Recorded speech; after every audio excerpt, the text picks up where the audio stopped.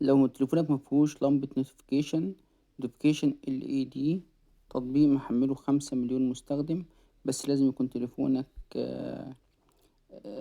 شاشته سوبر أمولود أو أمولود عشان تقدر تجيلك الإشعارات دي. تقدر تغير ويجيلك لمبة إشعارات على الشاشة الرئيسية بأي لون تعجبك على أي تطبيق يعجبك.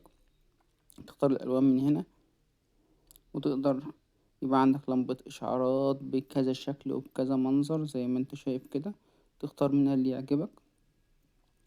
بس دي صلاحية الدخول للتطبيق، ان هو يخش على الإشعارات، وانه البطارية ما تحسنش من أداء التطبيق أو تقفل التطبيق. بس كده هتقدر بقى تشوف التطبيقات اللي انت عايز تاخد منها إشعارات، ويجيلك إشعار بالمنظر ده مثلا أو أي منظر يعجبك.